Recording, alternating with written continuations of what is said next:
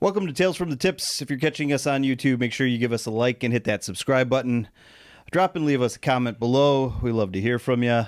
You can find every episode where you find your favorite podcast, Apple, Spotify, YouTube, and of course, on the Odyssey app. You can download those and everything on your Google Play and iPhone store. I'm DA. That's 15-year tour caddy Mick Middlemo. We're just a couple of guys that love to talk about the game of golf, both inside and outside the ropes, but we come at it from a different perspective than what you'll hear anywhere else. How you doing, buddy? I am fantastic. You ready? Yeah, pleasure to be here, as always. All right, let's grip it and rip it. So, the last time we recorded, Yep. This is episode 11, we were live out on site at the Passion Foundation. Yes, Mick, sir. we've got hardware. First place, baby. Hardware.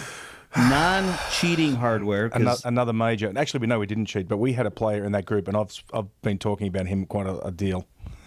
That boy can hit the ball a long way.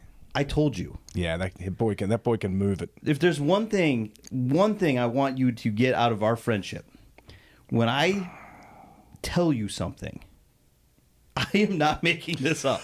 Just understand me for a second. I've been around this game a long, long time, and if I had $1 for every time someone told me they drove the ball 300 yards, I wouldn't be sitting here. I'd be on a deserted island somewhere. Again, I'm going to say this very clearly because I have been out in a lot of outings. Oh, yeah. I've played with a lot of people that have the guy. Mm-hmm. You bought the guy. I brought him. He drove the green on 4 par 4s.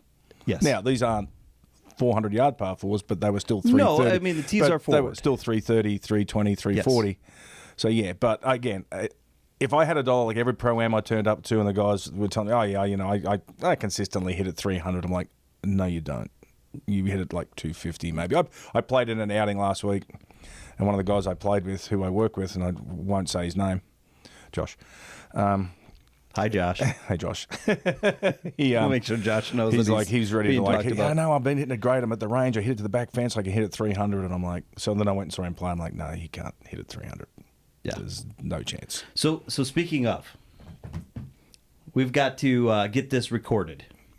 You made a very bold statement, I believe in episode 1, where you state that you can outdrive me with a 2-iron. I may have been hungover too. You don't always listen You to can put whatever asterisk you want. Yeah, there is an asterisk. I stand corrected. Okay. Thank you. I accept it. I was... It's okay. No, you don't have to say it. I don't have to say it? No, you don't have to say it. I'll say it. I was wrong. I will say this. I was extremely impressed with your game. Thank you. And when you stood up there with the trick drive. Oh, the backward shot? The backward, which I did not see coming, by the way. Honestly, I mean, I've seen that out on the range. Yeah. I've never seen somebody actually implement that, whether it's an out or just even in a regular round. I've never seen anybody actually do it. I always said I'd love to do it, like when I was back in Australia, like in my club that I was a member of, like doing it on the first hole in the club championship. That was 220, 230, just bombed with a draw. With a draw. It's the only time I can draw a ball when I do it. This is true. So literally, what I do is I stand backwards, and it's actually a drill. It is a drill. It is a drill. Yes, it is a drill. But you can stand backwards and hit shots. It's actually not that hard of a shot, but when you've practiced it a few times, so. Well, I was going to say if I'm standing on a range and I've got some balls that I'm going to just hit and waste, yeah, I probably would try that. Just like you do the drill from your knees. Yeah, I can't do that anymore because I'm too old to get down there anymore. So I would never get back up. This podcast is for those that are older. I'd never get back up. For our younger listening audience, try that one out on the range. Yeah. There's plenty of videos out on YouTube. Tiger did it, yeah. Tiger did it. I drove one of the guys from Barstool, if I recall. So before we get into it a little bit further, I've got a magic number for you. Yeah. We raised over $14,500 for the Passion Foundation for that on that day. That's awesome. Now we're hoping that more donations come in afterwards. Go to passion-foundation.org. Yes. That's by the way, if you guys have seen this, you know that it was one of our jokes out on on our social media teases for the outing and stuff like that. What did you think of the outing? Oh, the outing itself was fantastic. It was just a great day, and I wish I hadn't got home at 2 a.m. Of course, you don't know that story yet either. So. Wait, hold on. Wait. Please, hang on a second. We left the golf course at 7. Yeah, it's a long drive home. It is one. For those that are in the Atlanta metro area, you'll know that Bears Best over to Ackworth is a long drive. Especially when you've had a few beers. Now, not that I had too No, many. you I didn't were have fine. I didn't have too many to drive. I was fine that way, but it's just like it was a little coolish day, a few beers. Had to stop a couple times on the way home, relieve the bladder and stuff like that. And then I started to get a little hungry, and then I thought, well, I'll just stop at my local bar, one you've been to. Yep. And so I went into Guston's, and I closed it down. That, by the way, is going to be the official first stop of the bar tour. It will be, and I closed it down. And then You closed down the bar. Yeah. Now, it was a Friday night. Did you have to work the next morning? Yeah, I did. Yeah. Oh, boy. Okay. I did. So Self-discipline's never been really good for me. So when we were out on the course, anything that came to mind that you could recall? I mean, obviously we talked about one of our guys that can hit the ball. It's not the greatest golf course in the world, but it's fun. It's a public golf course, so it's fun. Yeah, I was gonna say we'll get into that a little bit into this episode because that's one of the things out of that day you and I talked about.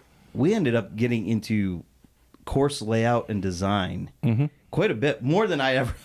Yeah. I will say this for the record: I never expected us to have that conversation out there on the course. We actually played a scramble without cheating. We played, and no one's ever going to believe that because everyone thinks they cheat in Well, scrambles. but see, And I will actually swear that we did not cheat in that here's scramble. the thing: we actually have it documented. Yeah, it's on video. Every shot, the good and the not so good. And the not so good. I believe there's one where I may have made contact, might not have made contact with a ball. I haven't seen it yet. I'm kind of scared. Yeah, well, so I was on a trip over the weekend. I got to go see our team play in a Mile High City, and Next. I actually was entertained because I got to watch B-roll footage. Did you really? Yeah, Leo was kind enough to upload it for me before we left. Leo's going to have to upload that for me so I can see it. It's in the drive. Oh, it's in the drive? Yeah. Okay, cool. I'll Yeah, have to you look. can go in. Oh, I didn't. We'll I have to- didn't look this last is- night. I this will is look today.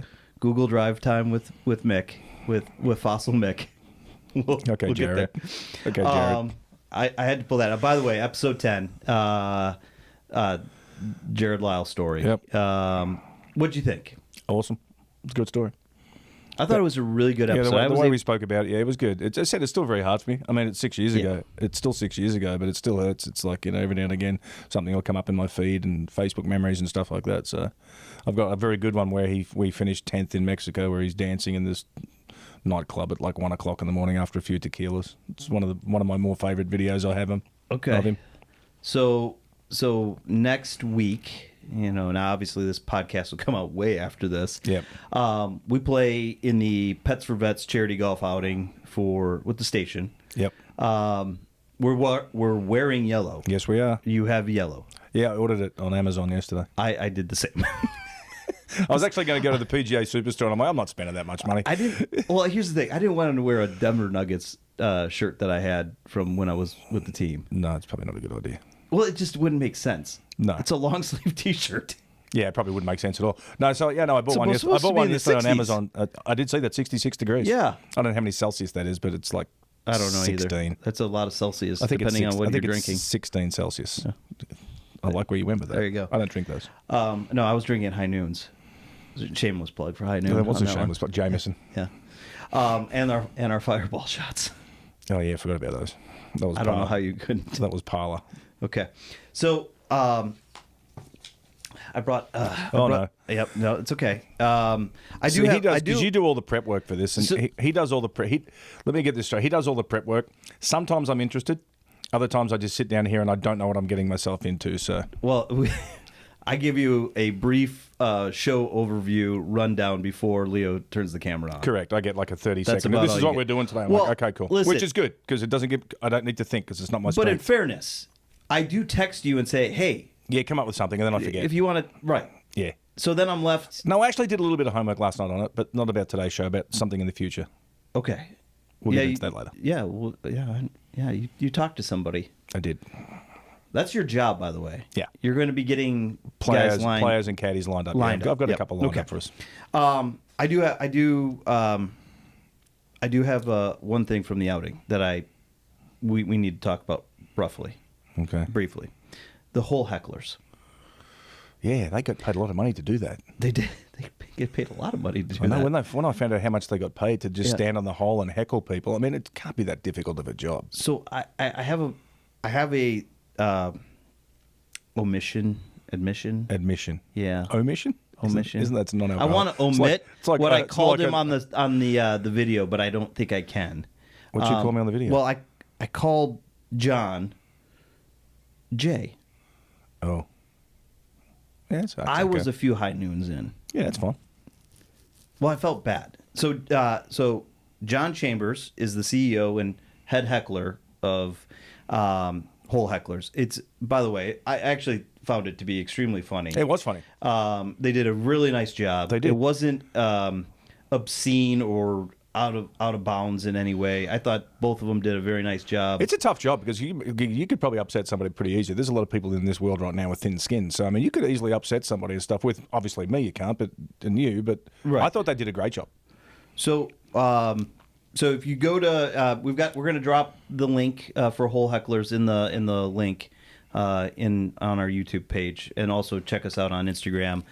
You'll be able to go to Whole Heckler and hire these guys. These guys are professional comedians. Yeah. That literally will enhance and make some serious money. And when I talked to John, that was one of the biggest areas where they fundraised was out of the Whole Hecklers. Yeah, it was great. They came up with some good stuff.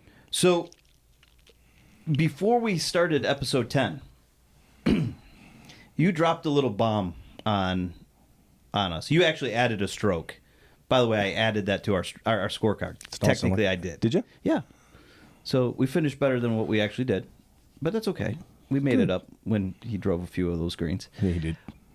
How are you feeling? Is he playing in our next tournament? Yes. Oh, good. We could go back to back. I feel great. Well, we'll get in that because so one of the guys here at the station that helps me put this thing on, this is at his club, told me that the guys that won it last year aren't going to let us win this tournament. Oh, we're going to win it. I'm telling you, they're literally. Who won it last year? I don't know, some of the members. Oh, it was just So members. so there was no one from the station though. No. Wasn't like the squid. Well, no, Bo's. It was some of Bo's buddies. Okay. Well, I need to win. He wasn't in that group. Because I really want to rub it into him. I want to call and let him know that we Well, won he this tournament. thinks that we're stacking our team, which we are. Well, you're allowed to. Right. I That's pay fine. for it. I'm Yeah, going to do exactly. what I want to do. But I don't need to cheat. No. And I got Leo. Leo documents everything. He does. We made some nice putts. You actually hold some amazing putts. Your Tiger Woods fist pump was. Surely you've seen that. Is it good? Again, I was a few in at that point when we were on impressive. a roll. Yeah, we were. That was impressive. It was. I think we talk about it. Whenever you're out on the course, you get into a roll and you start. Oh, yeah. And when you get a foursome going, and especially in a scramble, and you've got the guy leading off, you. We had Umberto, which Umberto played out of his mind. He did. He actually played great. Yeah, Michael, and then literally by the time I was putting 3, I had 2 really good reads. Oh yeah. Plus we had a professional caddy. Former. Well, you may go back Maybe. out of retirement. Maybe. Okay. Well, see. I always tell people I quit. I didn't have a career. I quit. You have to have a career to actually retire. I just quit. Well, you just quit. I just quit. I was Got tired of it. Yeah. Okay. So I think that's the one other thing that came out of this. Mm-hmm. We need to work on your video and your shorts for Instagram, X, and YouTube. My video? Yeah, Why? they were rough. Which videos? The ones that we did for social media. Oh, were they rough? Yeah. That's fine. I'm new at You this. were very uncomfortable with it. I'm new at this. Well, I guess I probably wasn't prepared but for it. you're so good with improv. Yeah, I guess I probably wasn't really prepared for it. I guess when I have to remember something like that passion, see, I still can't Hyphen. Hyphen. See, that was the word that kept tripping me up. Hyphen. I can't remember why.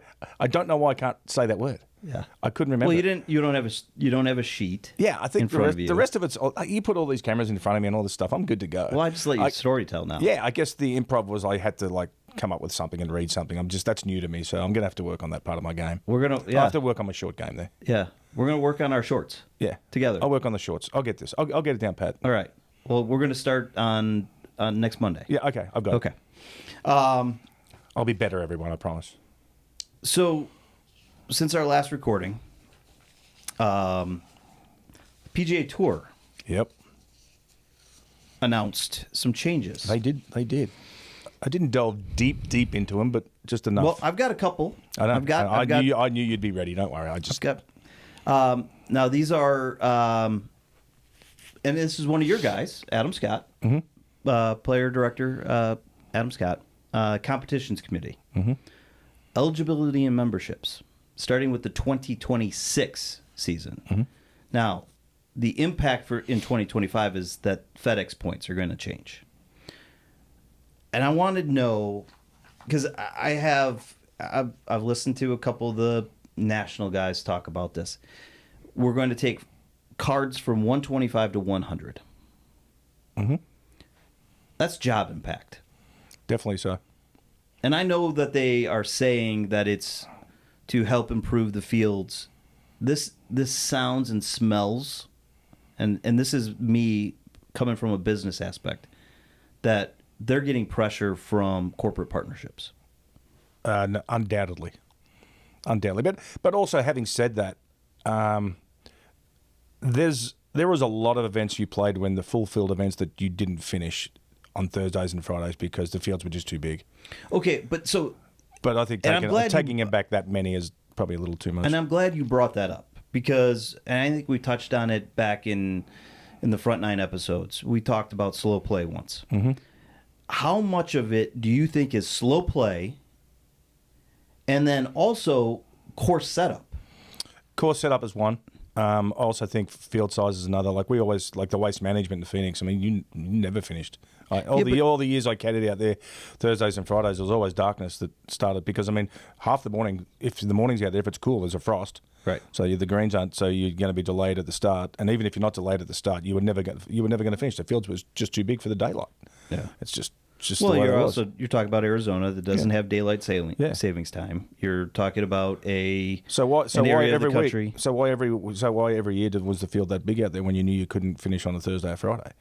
I get it,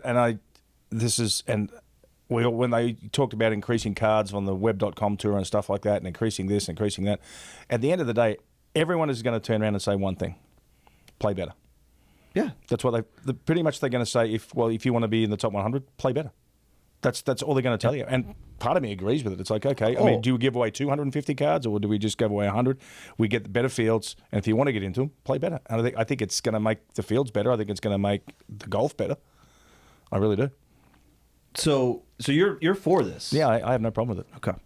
So there's going to be 144 player fields. There's going to be 132 player fields, and then there's going to be 120 player fields. Perfect. 100%. Okay.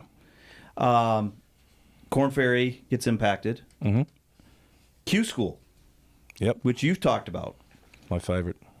Your favorite, but you also said one of the most challenging. Now, I don't have a problem with Q School getting changed. I think these guys that are out on the Korn Ferry tour deserve to have better competition down there. Oh, absolutely. Now there's less cards. I think they were going from 30 to 20 or 20 to 10. 25 to 20 or something. Yeah, they're dropping the number down there. Yeah. I mean, there's going to be a trickle-down effect. Yeah. What are your thoughts for the guys that are out there? Like, now, I'm looking at it more from a perspective of guys losing their cards, and you've been out there. Oh, yeah. The change. I think this is good for the Korn Ferry Tour, to be honest. Well, if the Korn Ferry Tour has increased purses, the Korn Ferry Tour used to be set up where it was a lot easier to get around too, because it was graphically it would be here this week, here this week, here this week, here this week. You could drive. But then all of a sudden it went from, well, now we're playing one in Portland, now we're going to play one in Florida and be up here. And now it's like, it's tough on that tour because the purses don't go up. And I remember having conversations with players and stuff like that, even the PAC board members and stuff like that. And the reason why they weren't putting purses up is because they don't want people making a career living on the Corn Ferry Tour. Sure. I can see that. You want them to strive to make... You want them to strive to be better and stuff like that. The tour. Because there are guys who have made a lot of money on the Web.com tour. They've been there a long time. I mean, Paul Claxton's, I think he was the #1 money winner at some stage, and Darren Stiles, another one. These guys were just journeymen who played well on that tour, won a few times on that tour, never really kept their card on the PGA Tour, and then they would come back. But that's why the purse sizes were just never getting any bigger. So $800,000, $1 million was a great tournament. Do you think the purse sizes will go up? I hope so. I think they need to. I think they need to, for the simple fact is it's not a case of you're going to make a living on that tour, but I don't think you should go broke trying to do it either. You know, it's like if you're playing, if you're playing in a $600,000 event, or I don't know if they go that low anymore, but they used to, like an $800,000 event. There's not a lot of money outside the top 10, and you've got to try to pay your caddy, and you're flying, and you're doing this, and you're hoping for sponsors and things like that. It's a tough way to make a living, that's for sure. So, in to coincide with this, they're going to change the FedEx point system. Mm-hmm. There's more weight being put towards the top, which I agree with, by the way. 100%. And then, I think it's be. starting at 7, the points start dropping. Yeah, as it should. Here's where my challenge comes here. Signature events. Mm-hmm. Now, they are going to change the points in the signature events. They're going to drop those down. When do you think they take the signature series and start making these increase the field size, but yet cuts? I don't know if they ever will. I think the no-cut events they're not going anywhere. Do you like those? I mean, obviously, like as a caddy, right? True. I always thought at some stage, once you get situated and you're in those events, it makes it hard to lose your card sometimes if you're playing in those events and things like that. So once you're at the cream of the top, you're in. You're playing all these events. That's why you can pick it. That's why the best players in the world can pick and choose where they want to go, which I don't think is necessarily a bad thing. They've earned that right. You've earned that right to play in those events and stuff like that. I have no problem with the no-cut events at all. But does this make it tougher for guys like you and I talked about before we went on air? Australian Open is this week. Australian PGA. Australian PGA. Thank you. Does this makes it tougher to get over here? Yeah, absolutely it does. And do you think that's good? I think the PGA Tour is going in a different direction because obviously the LIV Tour has put a little rocket up them, I believe, and stuff like that. So I think these changes are good for the PGA Tour. I really do. You do? I do. I think they're good. I think they're good changes for the PGA Tour. And again, I think once you've earned that right to get into those events, you should. And it's fun to watch the best players in the world. And I think eventually LIV will come around, and I think the PGA Tour, they're going to have to get in bed together at some stage. So you say the best players in the world. Mm-hmm. But when we're limiting the number of opportunities for guys to make it. But if we're talking the top 100 players in the world, that's a pretty good event. I'm just playing a little devil's advocate I get over that. here. Yeah, I think that's a pretty good event, and it gives the guys who are 100 to 125 work hard. You'll get there. Work harder to get there. I think it's great because it creates great competition. I think it makes the competition even better.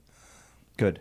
I agree. I mean, I'm just getting. Yeah. I mean, when I saw these changes coming out, I think it's good for the health of the game. Honestly, they've been trying to do this for years. Yeah, and they needed to. It's just gotten to the point where I think this is also a little bit of a way for them to kind of set things up so that when the PGA Tour and LIV get back together at some point, or they start allowing players to cross. Yep. I think this is one of the ways that they're going to do it. Mm-hmm. The only thing that got me upset this week about golf was when they were talking about getting paid to play in the Ryder Cup. So do you want to talk about that? Yeah, it's going to be a brief conversation. Represent your country. It's not about money. Okay. Now, I agree. I'm not going to even play devil's advocate on that. I get disgusted when I hear guys wanting to get paid to play, especially when it's representing your country. Though Europe currently has a system where they actually put money aside for charity. Yeah, fantastic. Go ahead and do that. And then the guys can go in and take from that to help their charities out. Yeah.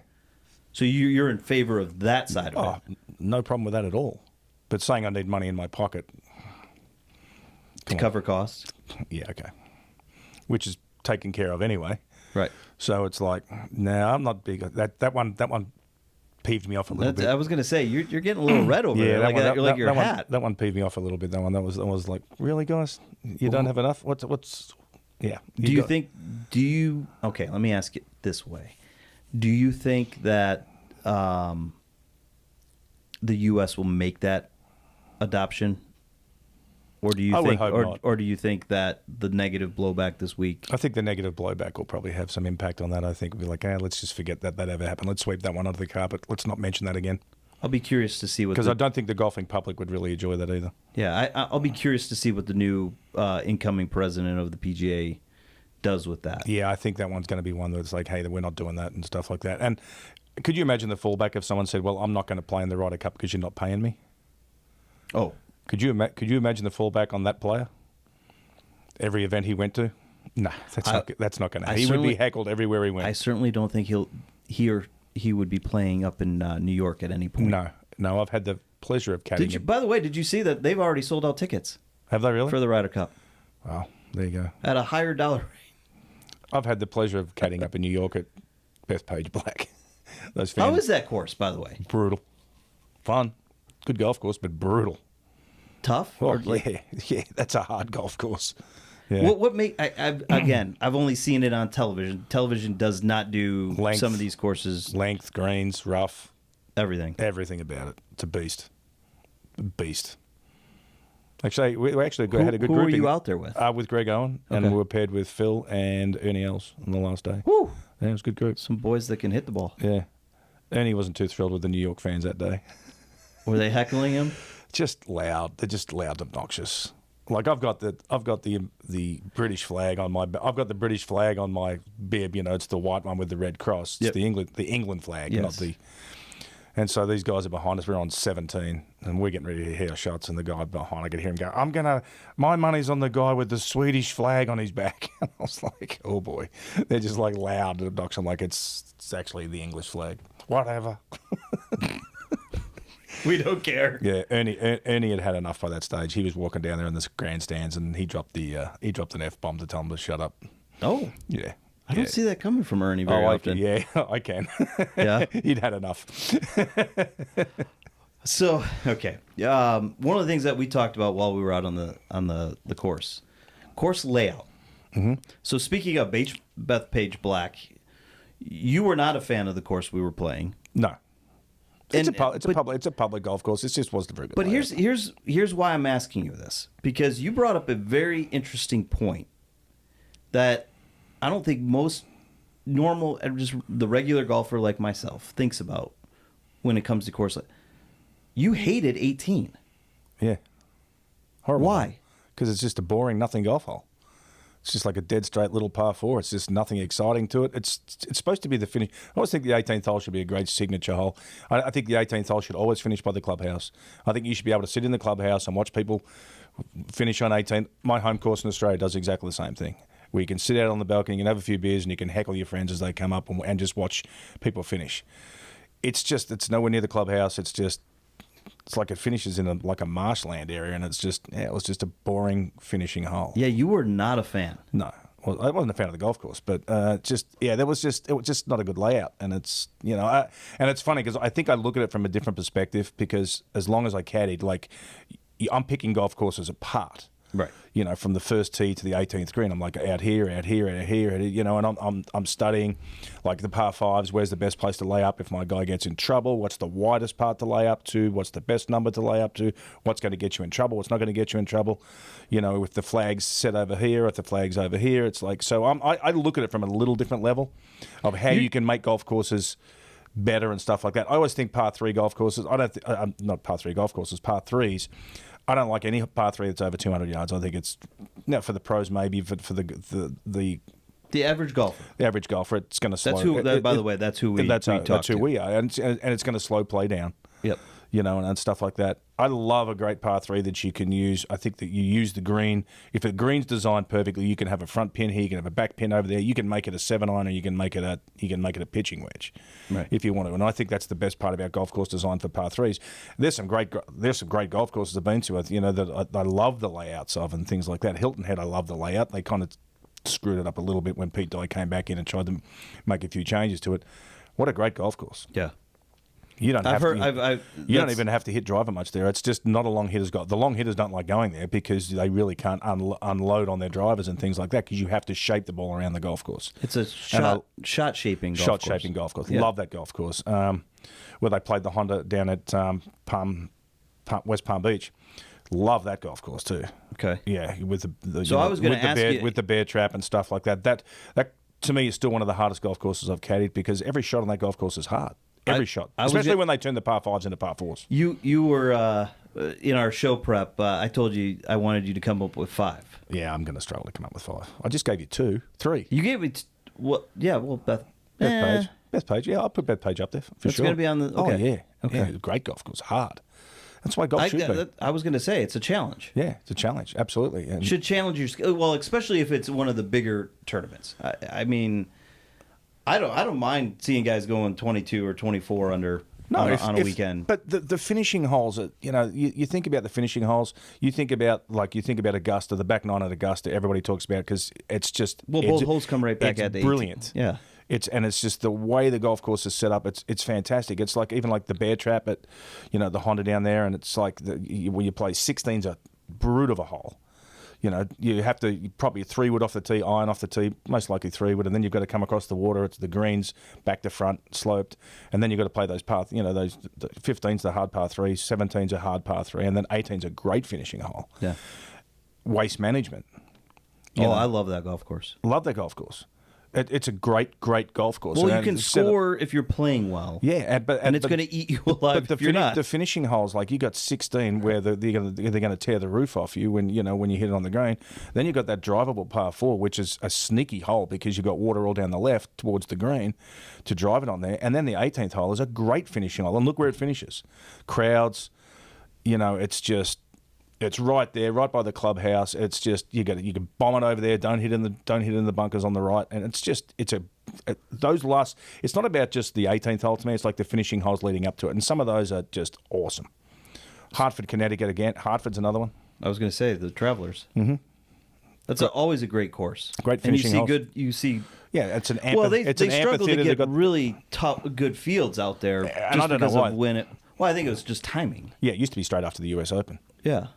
Yeah, I remember. And sandwiched in between Open and then the Open Championship over in. Yeah, it used to be right between. It used to be the week after the U.S. Open because I remember when Lucas Glover, and Lucas is a great dude. I remember when Lucas Glover won the U.S. Open, and the next week he was at Hartford. By the way, Lucas isn't a fan of these cuts. Oh no, he's sort of on that area now. Well, I don't. I understand it. These things aren't going to make everybody happy. That's for sure.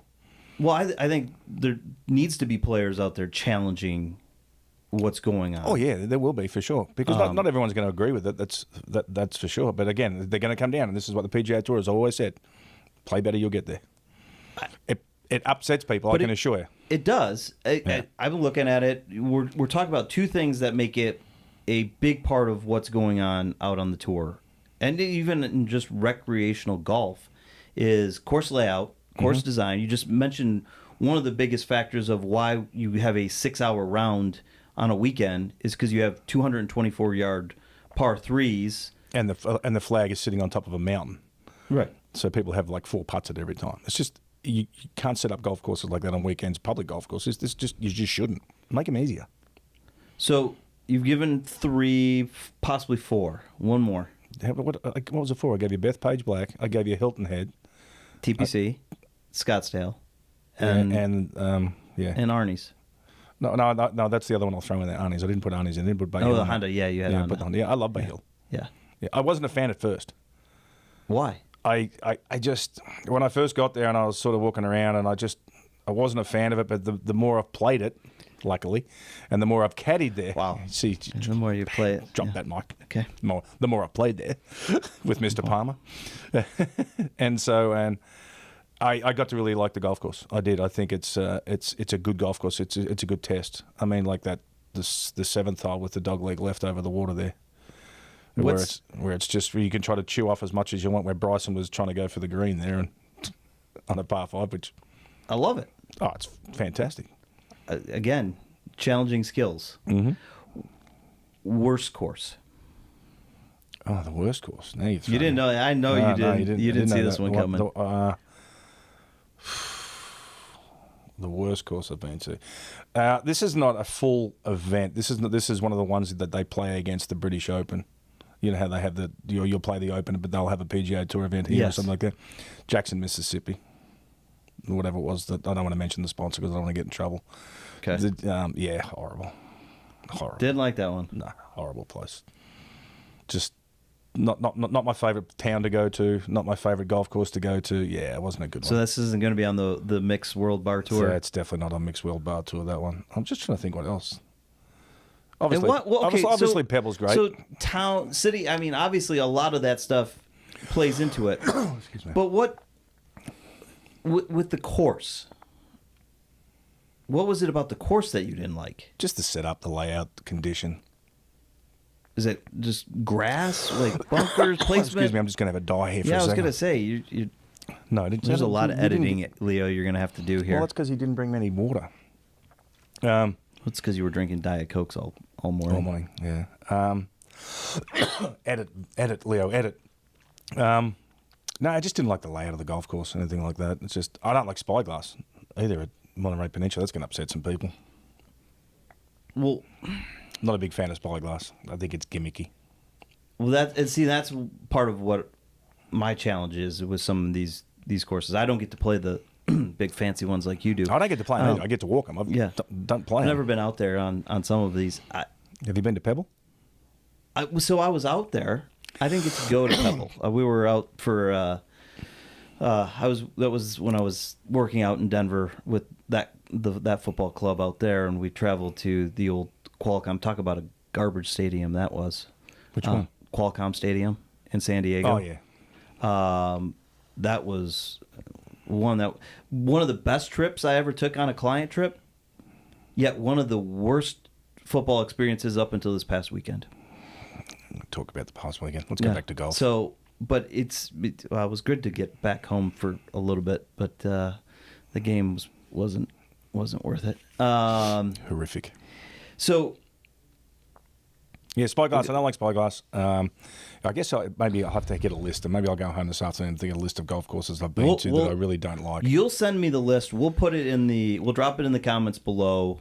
What we'll do is we'll create a poll, and we'll have our listeners vote on which ones they agree with you on. Okay.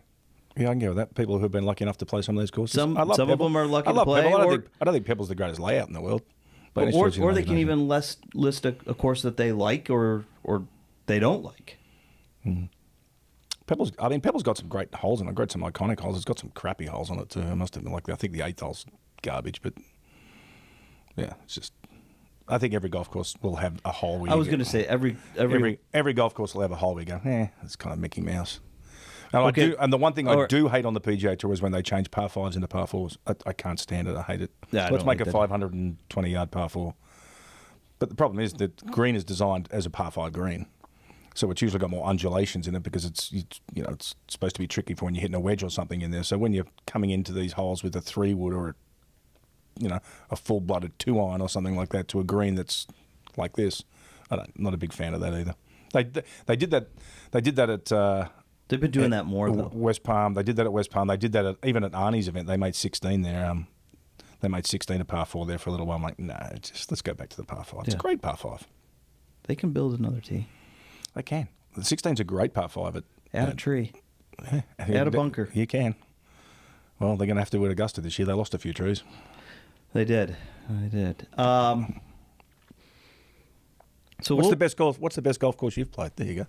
See, there you go. I just answered I just asked a question, Leo. I don't ask many questions. Leo, I think this is a lot of questions. This might be the first. What's the best golf course you've played? And what's the worst golf course you've played? So you see Okay. what it's like to be put on the spot?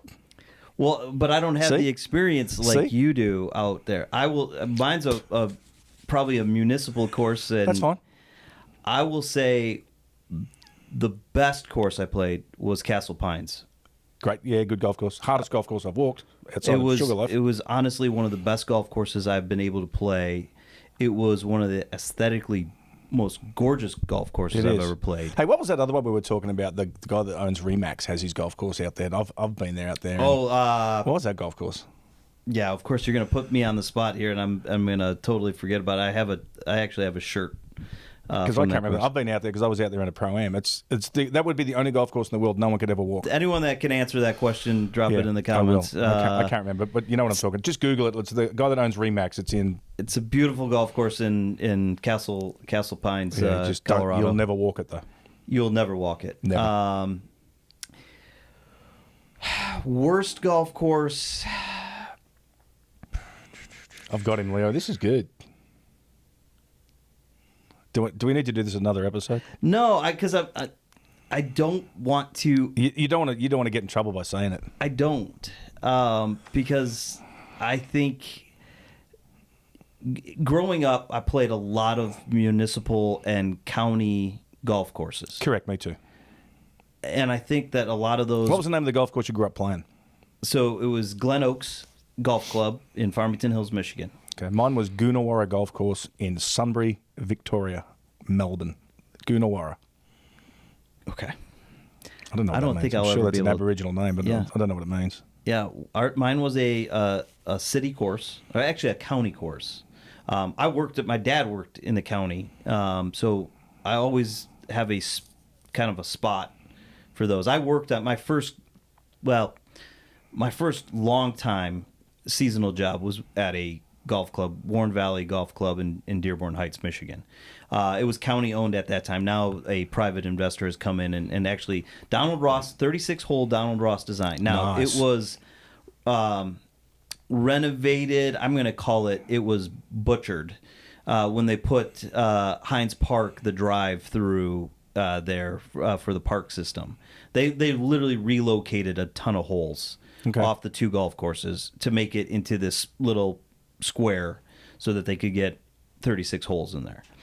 But you could see Donald Ross's original design in a lot of the, like, especially the first several He has holes. great golf courses. And I loved working there. I loved just being able to play out there. I have my lowest round of 68 was out there. So our lowest rounds are the same. Wow, there we go. I knew we had a lot of good things in common. I doubled 17 though. I did not have a double that day.